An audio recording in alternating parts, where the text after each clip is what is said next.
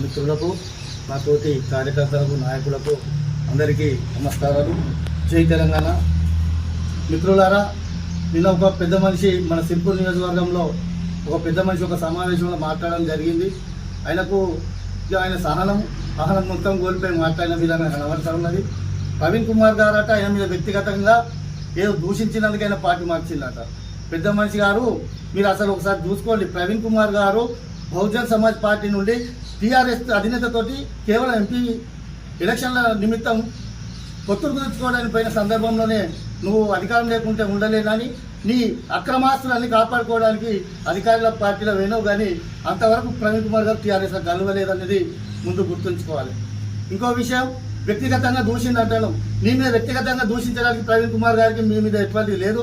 ఇక్కడి ప్రజలు మీరు చేస్తున్నటువంటి అరాచకాలకు, భూమాఫియాకు భయపడి భయభ్రాంతులకు గురై మేమందరం కలిసి ప్రవీణ్ కుమార్ మియాసుడి నాయకుడు అయితే సిర్పూర్ బాగుపడుతుంది, మా పిల్లల భవిష్యత్తు బాగుపడుతుంది, ఇక్కడ జనాలు కొంచెం స్వేచ్ఛ వాయువులు పీలుస్తారనే ఉద్దేశంతో మేము బతిమలాడి ప్రవీణ్ కుమార్ తీసుకొచ్చాం. కానీ నీ మీద ఏదో కక్ష ఉండడానికి ప్రవీణ్ కుమార్కు నీలాగేమో దొంగ బిజినెస్లు లేవు, దొంగ కాంట్రాక్ట్ లేదు అనేది గమనించాలి.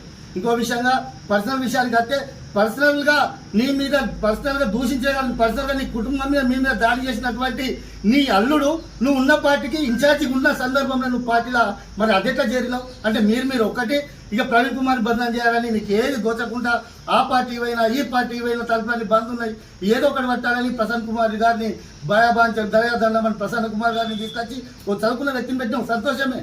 కానీ ఆ ప్రసన్న కుమార్ గారికి కూడా తెలియదు మీరేంటి అనేది.